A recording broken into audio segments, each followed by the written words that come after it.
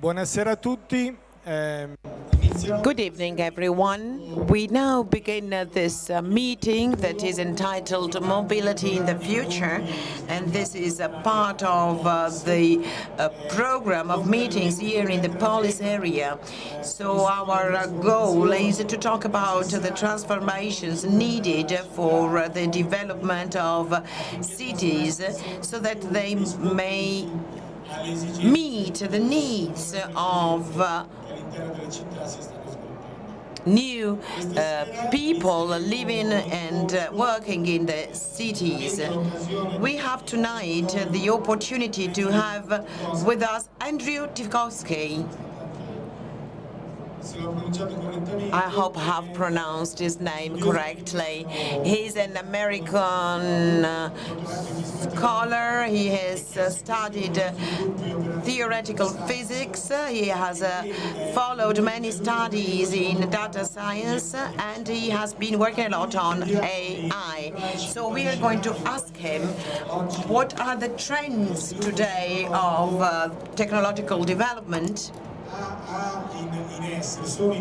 So what can we expect from AI, and from his point of view from California, he can maybe tell us what is the technological stress we need to face today. Then we will move to the aspect of mobility and all the transformation of services and products in the field of mobility. So I would like to ask immediately Andrea Tikofsky to take the floor. Thank you very much for that gracious introduction. I'm quite honored to be here today, and I'm going to stand out for two reasons. One is I'm not an expert in mobility, but I am somewhat of an expert in self-driving cars, which is very related to mobility. And I also have a bias of trying to explain how machines will make a difference and what that really means for the future. So the title of my talk today is People Never Leave the Equation. And the basic underlying idea is that there are inherent limits to automation and to artificial intelligence. And this has a lot of implications for mobility and for what it means to try to envision a smart city in the future. Now, I'm beginning my first slide with one of my favorite movies from childhood, The Wizard of Oz. In The Wizard of Oz, we all know the wizard, the magician, who makes magic happen. And he's on the left. But the reality is, there's also the guy on the right, which is the real wizard. The real wizard, the wizard who actually makes things happen, the person interacting with the machine. Now, this is a way of thinking about artificial intelligence. While we might want to imagine the vision on the left of perfection and complete automation, the reality is the right. The person is continuing to interact with the system. So there are a lot of idealized promises of automation. Self-driving cars, which is my expertise. You never have to look for parking. Machines can do personal shopping and cleaning. We have moving sidewalks. Everything's perfect. It's exciting. There are no car accidents anymore. Everything works smoothly. This is an idealized future. And this idealized future is very attractive. It's very compelling. But I'd like to go back in time for a second. And this, to think about, a long time ago, there was this cartoon called The Jetsons. And in their idealized future, there were flying cars, and there were moving sidewalks that transport people all over the country and all over the world. And in this slide, I also call attention to the middle picture, which was an artist's conception for the city of Atlanta and all the changes that would come with modernity. A moving sidewalk, automated storage, easy transportation of people. The reality of the moving sidewalk is the right, what we've all seen in airports. A slow-moving choice to get on and off a track, to speed up slightly, but there isn't really the beautiful self-automation either of the middle or the picture on the left. That is the reality, and that's what people have been able to make work. And one of the premises is I'm more interested in what people can make work than fantasy. So what can people actually make work, and what are the limitations?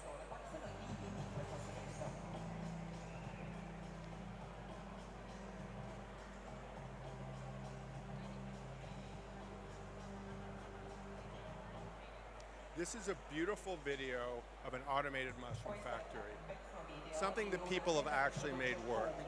It's a highly automated structure where the machines are put exactly in the right place, mushrooms are planted exactly correctly, and they can harvest millions of mushrooms in this factory. But I want to call your attention to the hand at the end of the video. The hand sitting there picking out the bad mushrooms. This is the ultimate reality of automation that I want to call your attention to. Even though they are able to perfectly constrain the environment, they are able to plant mushrooms in precisely the right way, we still see the hand. We still see the human interaction. So let me go through a couple more real-life examples of automation. Walmart, whether you like it or not, is one of the most sophisticated companies in the world with one of the most complicated supply chains. And they have optimized this intensely to get only a 3% error in their supply chain. That's an amazing accomplishment. But what it also means is that 1 out of 33 items are sent to the wrong place or mislabeled. And people need to fix this. At one point, everything was done by people, and they had 20 or 30% error. But even this idealized automated system only has the limit of 3% error. That is the reality of one of the best automated systems in the world. Now I want to call your attention to the next statement.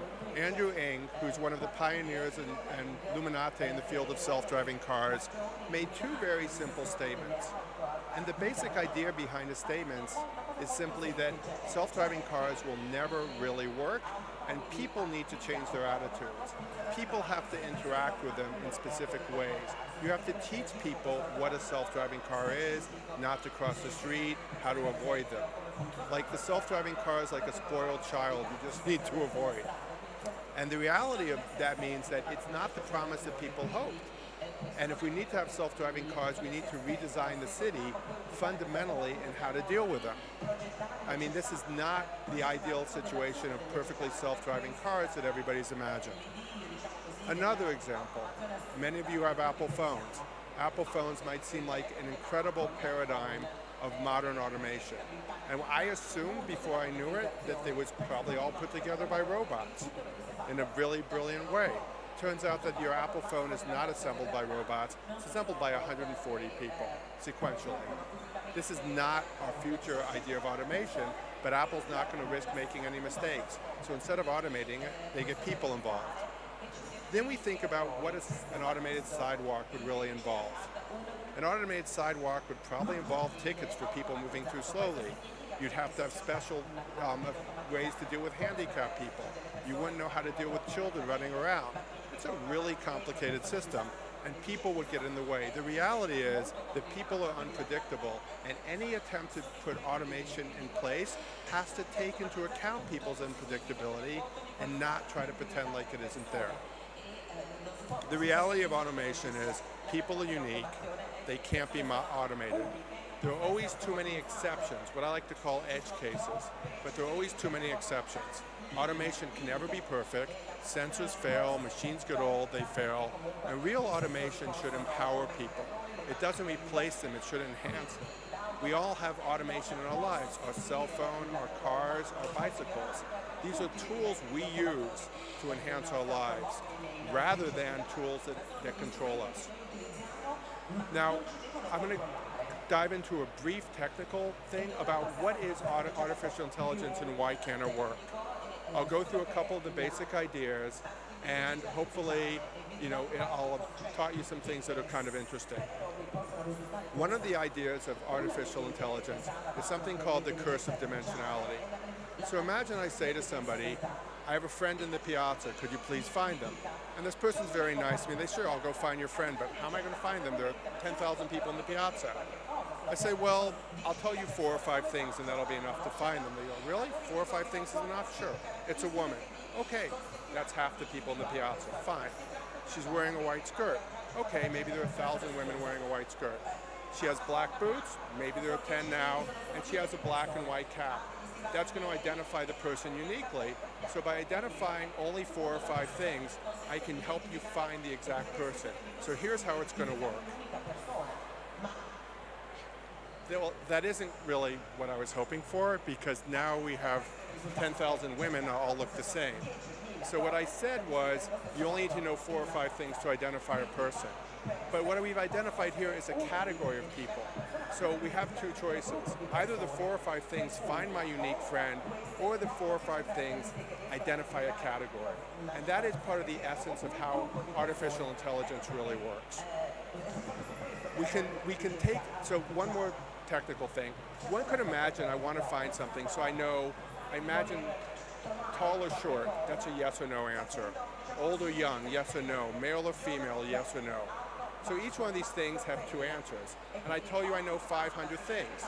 So how many possibilities are there? That's 2 times 2 times 2, 500 times, which is 1 followed by 150 zeros. That's a really big number. Well, it turns out there are only 1 followed by 82 atoms in the universe. So it's just too much to know. It's not possible. We'll never have enough cases to fill all of them. This is called the Curse of Dimensionality, and it helps you find things, but it also highlights the real problem of artificial intelligence. You never, ever, ever have enough data to describe everything. It's not possible.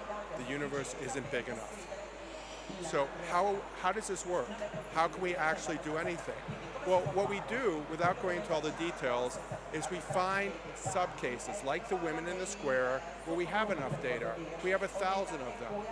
So if I tell you 5 things to identify the woman, I now have a model. If a woman satisfies all those characteristics, I tell you that she's a Russian soldier. That is the basis of how artificial intelligence works. You find some combination of things you know, and based on that combination, you generalize. You quite simply find a subpopulation that's big enough, like 1,000, and you say whatever's true about that subpopulation is my prediction. So now my prediction is a woman with a black and white cap, white skirt, black boots, must be a Russian soldier.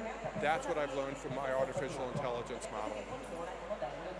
Now, one of the problems with that is that you never have enough data to completely generalize, so you have to find these subcases, and there's always weird stuff that happens, edge cases, outliers, things you can't possibly get right. But my brain can figure this out. So let me give you an example. I work in self-driving cars, and one day on the way to work, I saw a piece of cardboard flying through the air. I thought to myself, if I collect data on 10 billion miles of people driving, how many pieces of cardboard am I going to see flying through the air? 7, 8, 10? That's not enough to generalize. It's not enough to learn from. So what that means is that the machine can't be taught how to deal with the cardboard. But I, as a human being, understand what to do. Because I have 400 million years of evolution and experience and data telling my brain what a piece of cardboard is. It kind of looks like a leaf. But the machine doesn't have that information. So eventually, machines will have enough information to learn just as well as we can, and the brains will be smarter, but we're nowhere near there yet. And that's not the near future. Maybe 100 years from now, but not now. And therefore, we have the reality that our brain can figure out the edge cases, the exceptions, in a way a machine never can. And we have to accept that and work with it. And that is, in fact, the reality of automation. It's not a magical machine, it's people and machines interacting. And we have to think about what that means. We can create an idealized environment, like the mushroom farm, but what we really need to do is we just need to automate. We find things that are repeatable. We find pain points, and you try to just model those. In my field, we call trying to solve everything at once boiling the ocean. And anybody who wants to boil the ocean accomplishes nothing. You find sequential things to fix. So you find the same thing over and over again where there's a lot of data, and you generalize that. Just like a robot automates an assembly line, there are very few assembly lines in the world, almost none, where everything's automated. And the reason's simple. There are always edge cases, there are always exceptions, and people are needed to understand them. And this is actually an opportunity. The underlying idea is that we are not actually trying to replace people, we're trying to enhance them. We don't want people to do boring automated tasks, we want to unleash their creativity. People find the edge cases. Now, what does this mean for mobility in the modern city? You need to enable machines to help people, not to replace people. We take what we do now and make it better. whether it's sidewalks, parking, transportation, anything. You simply have to try to make it better. And we need to understand that machines and self-driving cars and automated sidewalks and self-driving buses are limited. So what does that mean for a self-driving bus? If you wanted to do such a thing, well, you'd have to get people on and off the bus. So you'd probably need to build a raised platform to make it easy. This would be an idea of enabling the machine to function given its limitations and given the reality of human beings.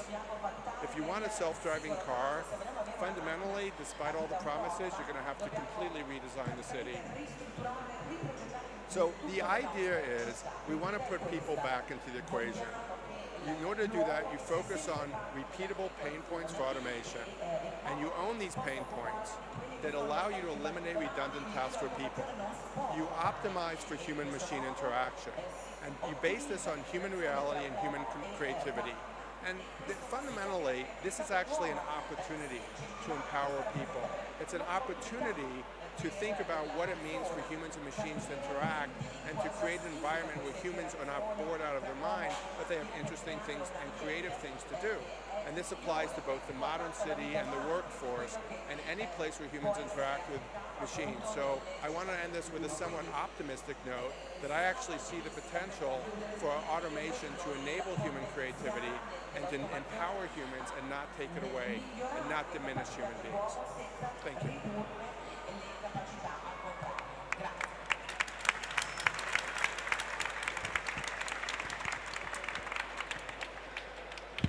Ringrazio il dottor Tikofsky per Thank you very much to Mr. Tikofsky for the understandable presentation for all the points you've raised.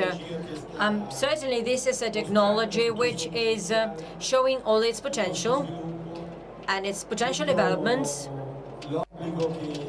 and the requirements related to transformation of cities and products. We will now try and understand specifically in the mobility sector how this balance between technology showing all its potential and the need, as the speaker said, to have people understand that human interaction cannot be cancelled. When it comes to companies, how it is possible to make users, consumers, citizens able to understand what's happening and also to carry the messages. This is why I'm asking Mr. Giulio, Strategy Transformation Director of Leaseplan, one of the greatest multinational companies for long-term car hire, how this situation requires an analysis of the trends and how it is possible to understand the situation from the point of view of a company proposing and selling a service. Thank you very much, Andrea, for leaving me the floor. For those who deal with mobility, thank you very much, Andrea. I would like to start by sharing the fact that for those who deal with mobility, this is a sort of a historic moment, an enthralling moment. If we have a look at the developments which occurred over the last 50 years and the most recent developments, we are witnessing the birth and the consolidation in some cases of some trends which are changing in a substantial way the possibilities and the opportunities for people to move within cities. From the point of view of the trends, we need to consider that the large cities are becoming larger and larger. And many authoritative experts state that in the next 30 years, 2/3 of people will reside in large cities. So having so many people living in limited areas will entail having a high density of people, and the needs for moving from one place to another will increase as a consequence. We're going to have more and more challenging consumers as well, and more demanding consumers. This will lead us to rethink about mobility in large cities, but I need to say that we are already transforming our attitudes. If it is true, as the previous speaker said, that mobility intended as self-driving cars will probably have to wait for further developments and further technologies, which will entail changes in infrastructures and substantial changes within the cities. It is also true that many mobility opportunities already exist, and there are new trends, such as, for instance, all the opportunities stemming from the reduction of people's willingness to own a vehicle, rather than sharing vehicles, cars, scooters, so rather than simply owning a means of transport. In addition to that, in the next few years, thanks to the new technologies when it comes to connectivity, it will be possible for us to go towards a world in which the vehicles will be more and more interconnected between themselves and also interconnected with the road infrastructure. So we can say that from the point of view of my division, in the next 10, 15 to 20 years, we'll probably witness profound transformations in mobility within large cities. We, as a company dealing with mobility, of course, welcome all the possible novelties within the mobility scenario. It is fundamental for us, therefore, to develop everything which is connected with the connectivity of vehicles through technology and through IT, and this will enable to increase the management and the optimization of costs, and it will also enable to increase the situation when it comes to prevention, assistance and maintenance of the vehicles, and it will enable us to meet the requirements of our customers even better. So IT connectivity will certainly be fostered by new technologies and the new telephone 5G networks, which will lead us to have more opportunities to have vehicles connected in real time. Just to give you a further hint on self-driving vehicles, probably we will have to wait quite a huge number of years before having lots of vehicles in towns which are self-driving vehicles. But when it comes to self-driving vehicles, there are various levels of automation, and so probably in the next few years the major car manufacturing companies are already almost starting to propose some vehicles which still have a certain level of certain level of self-driving capability.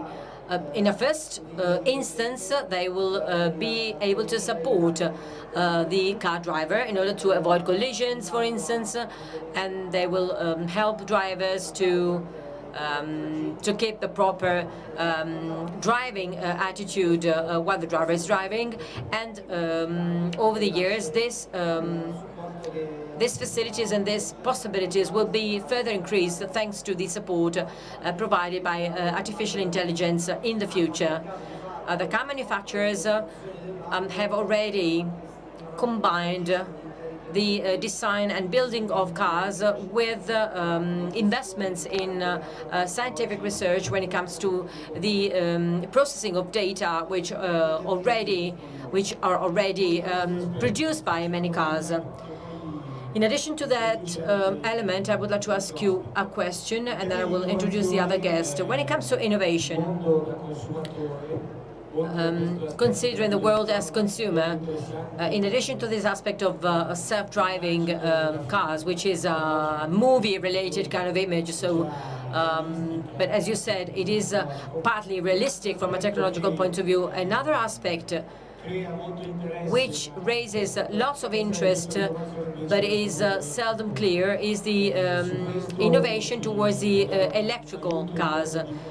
Could you give us more information to understand where we are exactly now and what are the prospects for the future. When it comes to the electric cars, well, things are moving, and in Europe, this sector is closely linked to marketing contents. Many car manufacturers have noted that if you talk about e-cars, you raise the awareness and you raise the attention towards your brand, and then the end user will buy one of the cars from that specific car manufacturer. But in this sector too, we are witnessing important changes. It is true. If it is true that we may have to wait several years before we have an entirely electrical fleet of cars, it is also true that many car manufacturers are ready to launch to the market some vehicles which have quite a high level of electricity, which are based on engines,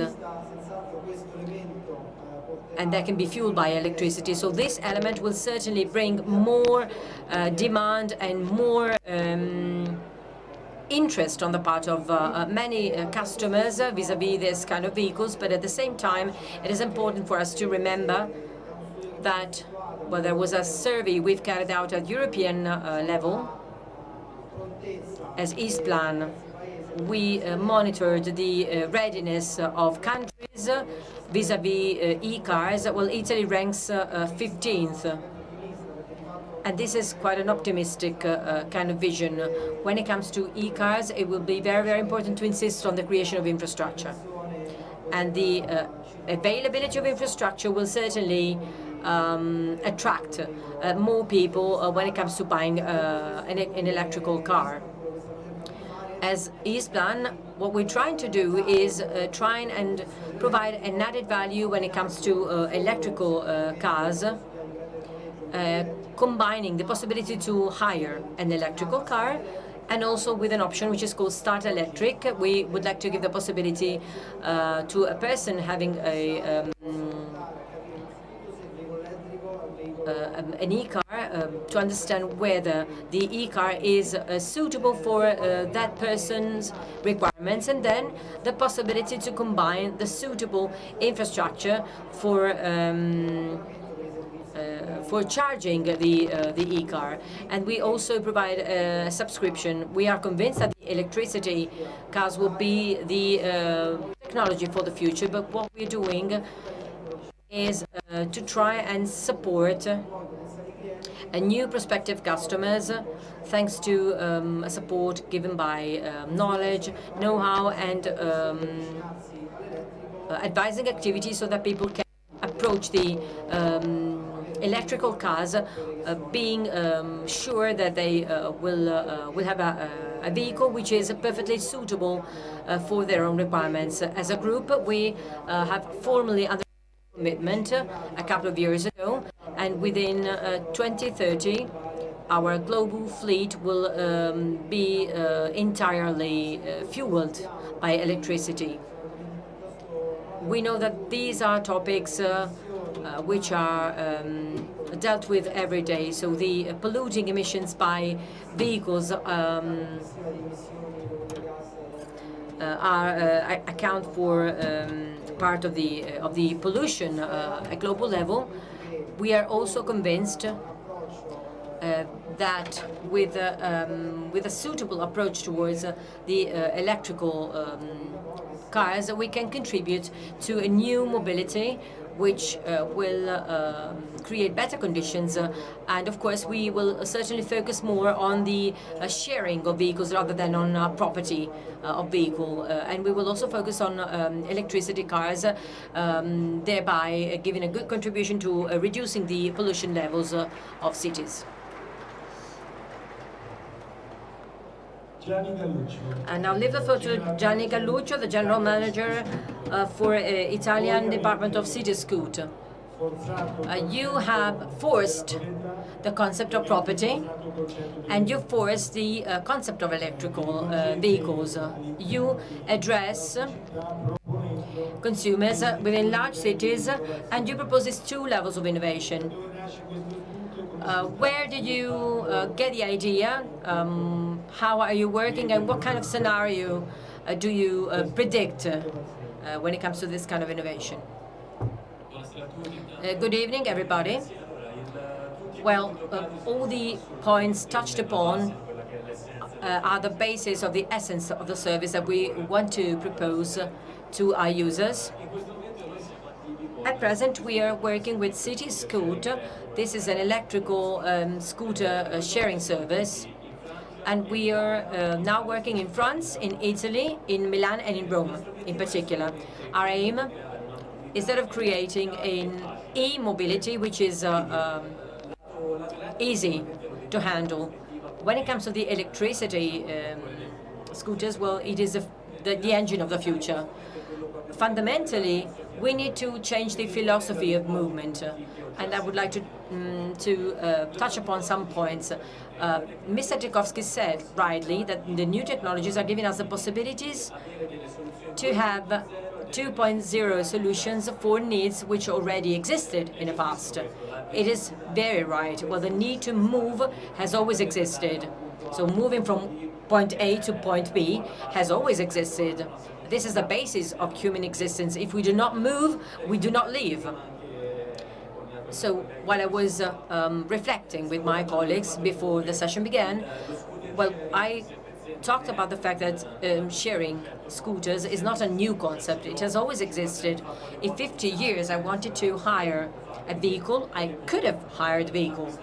So I could buy a service, and I could hire a vehicle, which was not mine, to move. But what changed is that thanks to technology, we created a 2.0 solution for a pre-existent need. I could hire a vehicle, but today we offer a novelty.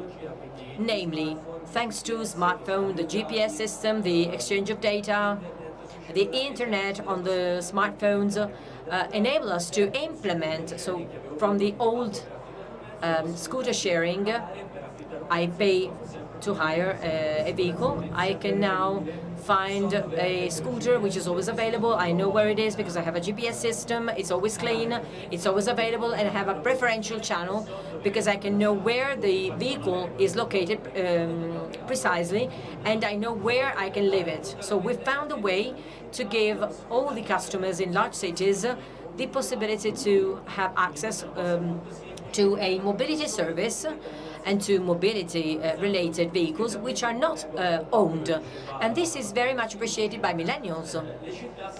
So as a previous speaker said, the large cities are becoming more and more densely populated. In 10 years' time, these large cities will be even more densely populated. So let's have a look at the people who will have the need to move the most. I think it will be young people, those who will go to university, or those who will be looking for a job. We're talking about the millennials of today, or even younger girls and boys. And these younger girls and boys will certainly be more ready and more skilled when it comes to using new technologies. I'm referring to the smartphone, for instance. So for all this category of people, the use of this app and the concept of sharing will be easier to be understood and to be used than it is today. So when you create this kind of solutions, so with a sharing mobility, with a green kind of mobility, which is easily understood and easily used, it is user-friendly, I think we can provide a really tangible solution for the requirements of the future generations. This is what Cityscoot is trying to provide, a simple, user-friendly service, electricity-based, accessible for all, and always available 24 hours a day, 7 days a week. So I can say that I agree with all these statements made by the previous speakers. Of course, if we want to add something more to this, in addition to the availability, 24/7, the fact of being green, we also followed up on several activities based on CSR, which enable us to give even more added value to what we're offering our users in Milan and in Rome. can have access to services such as driving school. So if you don't have any expertise in using a scooter, a moped, our users have the possibility to have 1 hour lesson with a highly skilled staff who will teach you how to drive a scooter. You will receive advice on how to face situations on the road, such as the tram tracks, the ice on the road, etc. Or we have a partnership with the Red Cross, and so our customers can have a possibility to receive 2 hours lessons focusing on resuscitation, first aid on the road, and so they can have a chance to receive all this kind of information which are extremely useful. So we offer a service, but also an overall experience which really has an added value for users. So we do not simply focus on mobility. We want to offer something more to users and to consumers so that we can attract new generations, which I think will be more prone to and more ready to understand the value of sharing vehicles, and that will be more sensitive when it comes to reducing pollution.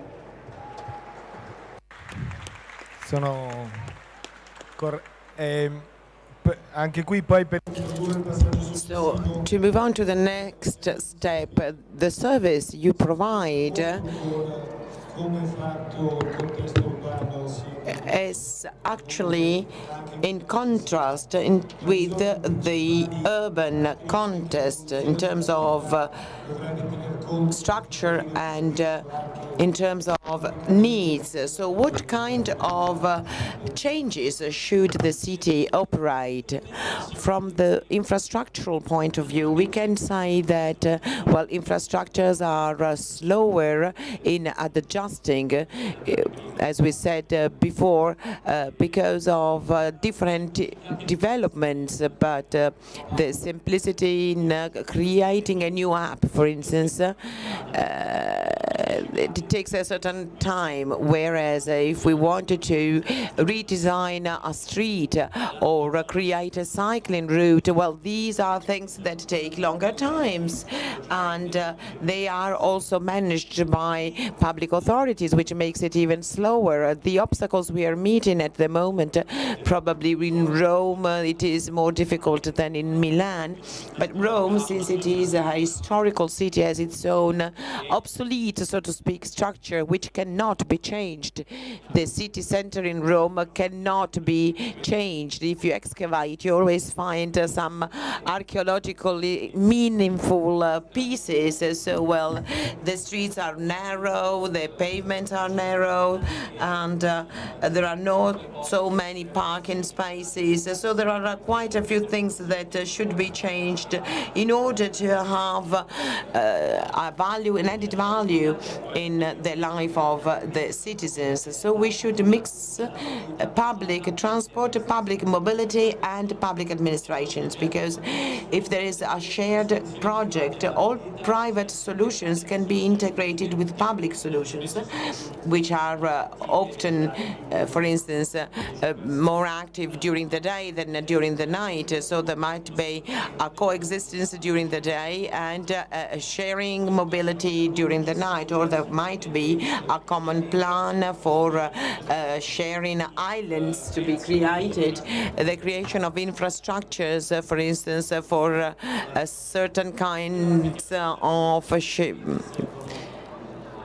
vehicle sharing. So, but this calls for some time. So, well, infrastructures will always come later than technology. Then again, when we will have flying cars, we won't to be needing streets and roads anymore. So, well, maybe next time Andrea Tikofsky will come here to talk about flying cars. Thank you. Barbara Marinali, she's a councillor for the Authority for the Regulation of Transports. So many inputs.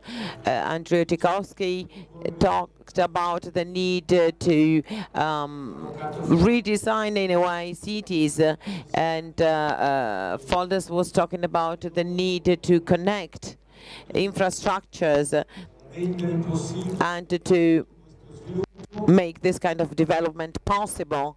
And now Galluccio was talking about the need to find solutions that have a positive impact for the environment, for instance, because, for instance, the use of electric means of transport is in favor of sustainable development. So, and he said that technology moves faster than infrastructures that mostly depend on local and public authorities, which is obviously something that makes it difficult to keep pace with what is new. Well, thank you. Well, I'm the last one, so everyone is a little bit tired. I'm not saying bored, because my predecessors have made very interesting interventions, especially in my case. The first speech enabled me to approach science, but in a simple way. So this made it possible for me to understand the concepts that are not very easy to understand. So I would really like to thank Andrea Tikofsky for his words, because we really managed to understand some issues that are well, very technological, and all that has to do with artificial intelligence. Well, I, on the other hand, work in a public administration. Please don't leave the room. And so the others talk about scooter sharing, car sharing. They talk about a beautiful automatized reality, about great technological changes. And then here is me, and I'm in a bit in a difficult position. I'm here in a way as the public decision maker, and we often do hamper development with our decisions. But I work in this public authority that was founded 6 years ago, and I had the great privilege to be the one who actually created, in a way, this public authority, this institution. So I hope this is something that is, let's say, more flexible than the classical, traditional Italian ministry. I hope that my experience made me create something more flexible, and I hope I have contributed to this end. So the speakers before me talked about cars mainly. They said that technology is ready to really offer us advanced means of transport that can empower men and women. Let's think about the reduced number of accidents that could be owed to the artificial intelligence. Today we talk about flying cars, but for instance, the automatic braking systems in vehicles is already hampering, or rather avoiding accidents. So we have already made a lot of progress. So the vehicles are there, infrastructures are not. So I, today, in Italy, and I have been a general director of streets before being part of this public authority. I don't know even one single street or road that can be used a self-driving car. There is not such a thing in Italy. Well, maybe there are some small tracks that are obviously just experiments, testing grounds, but there are no infrastructures. So what does this mean? It means that this kind of AI, this kind of automation cannot work at the moment because there is no infrastructure. That we need an infrastructure that is that has a relationship of interoperability with machines, but it's not just a question of 5Gs or of sensors. I just give you a very simple example. Today, a car can already drive along a lane on its own, but it has, for instance, to read the line on the asphalt that divides the two parts of the road. If these lines are not very well managed, the car cannot read these lines, so the car does not work. I'm not talking about advanced technology. I'm talking about lines on the asphalt. I mean, it's not difficult. That means the maintenance of a traditional infrastructure is not enough, not even for a very simple technology. That is to say, that a car can take a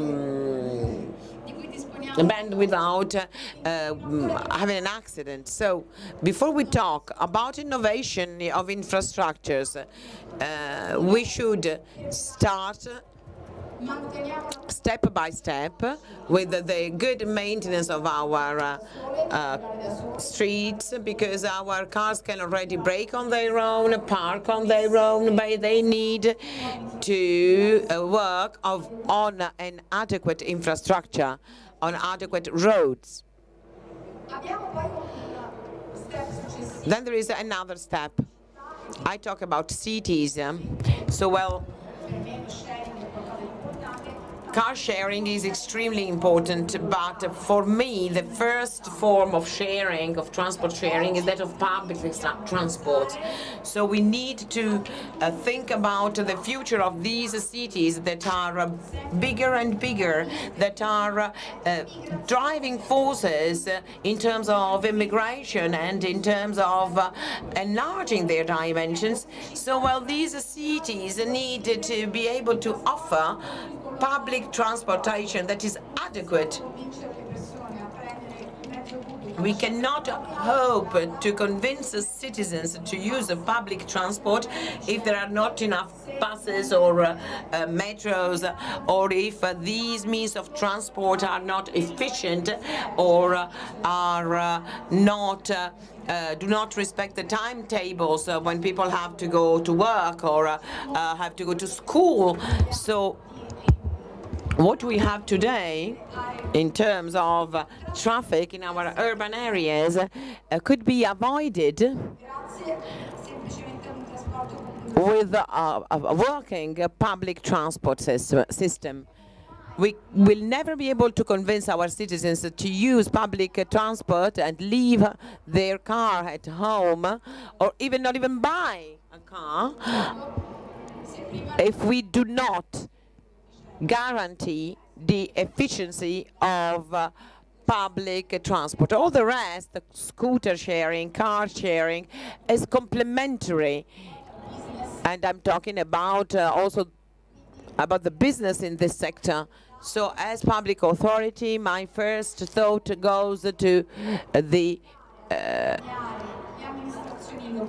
help local administrations, municipalities and regions to improve their performance in terms of local transport, public transport. I think that we cannot have a train that should leave at a certain hour if there are only 10 passengers. A 30-seat bus that leaves from a small village in the mountain cannot make its journey with just 2 passengers on board.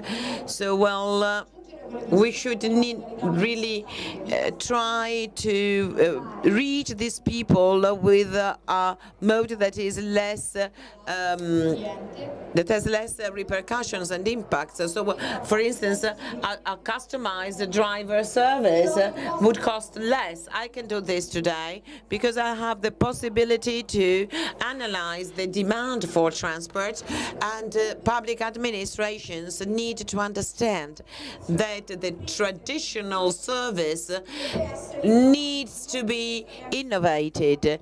You don't need to have buses every time. It is easier and quicker to send a taxi, for instance, or to rent a car for 3 people to come from the village up the mountains to the city. So we minimize the costs on the public budget, and we improve the quality of the services for our citizens. But there is a very worrying element, I think. That is to say, the slowness of political decisions. It takes a long time to pass a law. So, well, I'm not against regulators, but we should tell the parliament, the government, that they have to deal with other themes, because mobility is something that local authorities can deal with. Soft law is enough to deal with mobility, and it can also actually go hand in hand with the real needs of citizens and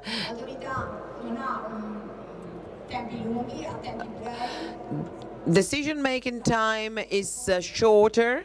There is the involvement of all stakeholders. The problem is analyzed in detail. The solutions are discussed. The feedback is taken on board, and everything is done very quickly. So I do believe because we have a fast-moving technology, we should be able to move just as fast with more flexible tools. Then there is another aspect that worries me, that is to say, data management. We are really lagging behind in Italy in terms of broadband, 5G, and all this technology needs a network of infrastructures where data can travel fast and in a safe way. But we, unfortunately, are not ready to do this. So the safety of a vehicle depends also on the efficiency of the communication network. And then there's another issue again, and I believe this is extremely relevant, that is to say, the ownership of data. In the afternoon, I was at another event, and someone said that each of us is a person, each of us has his or her own identity, but we have 2 identities. Everything we are is contained in our body, but also here in my cell phone. Ora, da noi ci possiamo difendere. So we can defend our identity in our body, but this second identity is something we cannot protect. There is so much of us in our cell phones. So our also competitors have problems here. In London, there is a big project for Smart London that foresees that the data network and the data ownership is in the hands of a public body, but here this is a controversial problem because there is Nugo, this railway operator, and this company offers transport services. So, well, it integrates railway transport with car transport, bike rent, and so on. But this company could not actually create a real network because it doesn't have all the data it needs. The competitors wouldn't give them their data.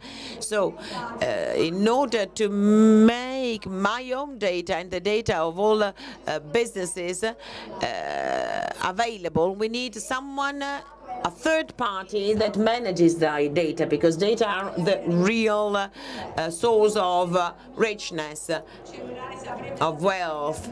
If you look at my phone, you know what time I wake up in the morning, where I go during the day. If I use parking spaces that I have to pay for, if I go on holidays, if there are more persons that are that use my car. All my life is inside my cell phone, and these are very important data for so many societies and companies that could offer me services and goods. But these are data that need to be managed and protected. So there is this problem of data ownership, data management, data protection, and the development of the networks that will support these data. The authority does just a little part of this work, but I think at least in Italy we will need to have different stakeholders who will have to work together, those who guarantee privacy, for instance, in Italy. You should have a dialogue among institutions in order to face this challenge. Otherwise, we would have just so many small realities that cannot be integrated and could not then offer what we should be offering our citizens. That is to say, the chance to choose in a safe way among many different services that are easily integrated. Vi chiedo un giro velocissimo in We are going to have a reverse kind of round table now. So all this, the speed in technology, the difference between large cities and small cities, small towns. But this creates a difference when it comes to the speed of change on the part of the users. Those who live in Milan, in Rome, or in California may have access to services which cannot be easily accessed by a person living in a mountainous village. And I would like to have just a brief comment, because the speed when it comes to a search on the internet, or the need of regulators, or the priorities of a company should bear in mind all these differences and these cultural changes and the differences when it comes to the use of mobility or data or technology which are entailed in these developments. Well, to me, there are only two aspects. We need to enhance the infrastructure when it comes to the digital infrastructure, and I'm referring to all the country, I'm referring to Italy. We should have the network reaching everybody, even in the remote areas, and we should also educate population to using technology. We talk about young people, but in Italy we have a demographic crisis. Italy is an aging country. The young people are not increasing, they are decreasing. Whereas in Italy we have a very a large number of older people who should be encouraged and who should be taught how to use new technologies. We should encourage everybody, even the elderly, to use technology so as to have access to services, because in Italy the real users are not the young people but the elderly people. From my point of view, the answer to many of the requirements which are and the demands which are emerging and we are focusing on Well, these requirements can be best managed by studying the data, by analyzing the data. So that the new gold mine in the future will be the amount of data. Data are becoming more and more fundamental to adequately evaluate the needs, the demands, even in the field of public administration. With the use of data, you can really evaluate and understand the needs, and on the basis of the needs, you can carry out a planning of the services to be provided, or you can focus on products which address a specific target of consumers. Very briefly, if I may, when it comes to the previous speakers' contributions, well, it was interesting for me to see that we should consider the challenges ahead with a certain degree of optimism. So the authority, I was glad to note that the authority is tackling the issues with a high level of competence and skill. So I was also glad to hear about the activity carried out by Cityscoot, and their business will certainly lead to important improvements in our cities. And it was very, very interesting to me to find a food for thought in Mr. Tikofsky's presentation, when he said that the use of the data for artificial intelligence will enable to guarantee empowerment, to give more strength to people rather than to replace them. So these are really interesting hints for reflection, which are all connected to what I said at the beginning of my contribution. Mobility today is really a domain which raises more and more interest, and the challenges will be increasingly interesting to be faced. I will be very brief in my answer. I think that we need to balance using reasonableness the various services. I come from a small village in Tuscany, and nobody will be crazy enough to have a scooter sharing place in my small village in Tuscany. In this case, we will have to resort to public mobility in an innovative way, creating different solutions, optimized solutions, more efficient, with less environmental impact, etc. I am even more convinced that we certainly need a combination between private proposal and public proposal, so that the mobility system can really change thanks to the intervention of technology, which will help us and make things easier. Thank you very much again. I love hearing people talk about the challenges of data and also all the issues with Italian infrastructure. I guess my major thought as an outsider, and knowing how things work in California, where we call Teslas Palo Alto Camrys, because that's what they are. We have already faced some of these infrastructural challenges just because the state's bigger, cities are further apart, and we can accomplish things in a different way. I would say that one of the things that Madam brought up was the challenges of rural villages. And in my conception as a data scientist, I often am in the situation where I divide the problem into different parts. So the problem of dealing with city congestion is a big data problem. You have the information about scooters, you optimize, and it's a very data-rich environment. And the other extreme is the person living in the village.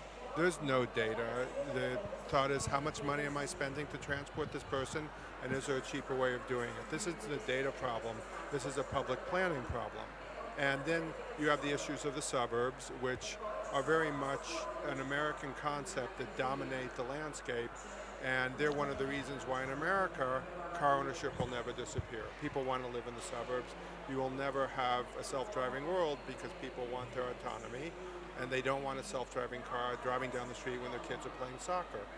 So it's different problems that have different solutions. And I really feel like there's a balance between the public planning, which is problems that we can understand and optimize for, versus how to deal with a city. Each city is unique, each has different complexities, and the mere existence of the scooters changes the problem dramatically. So I think cities are much more complicated and much more interesting, and I think that that challenge is going to be very unique for every city in Italy and every city in the United States, and I view that as a challenge, not a barrier.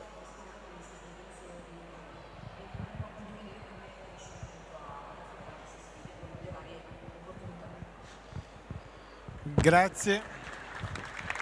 Thank you very much. Ringrazio I would like to thank all the speakers for their contributions to the discussion. Hopefully this debate has been useful for you to receive more information when it comes to services offered, technological developments, and which kind of challenges await us in the near future when it comes to mobility. To conclude, I would like to read the information by the meeting organizer. Meeting in Rimini is a unique event.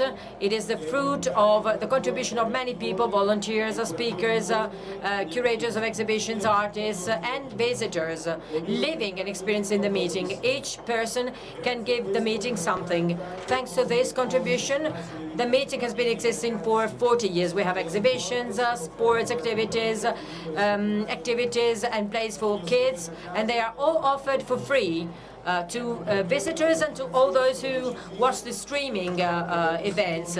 This is why donations are of fundamental importance. And no matter what you may donate, it is a responsibility gesture so that the meeting can continue to exist. So to this aim, in the various halls you will find places where you find a red heart with the writing Dona Ora. You can also only resort to the desks, and you will find volunteers wearing a red t-shirt with the writing Dona Ora. So we will thank you for your donations. Thank you very much.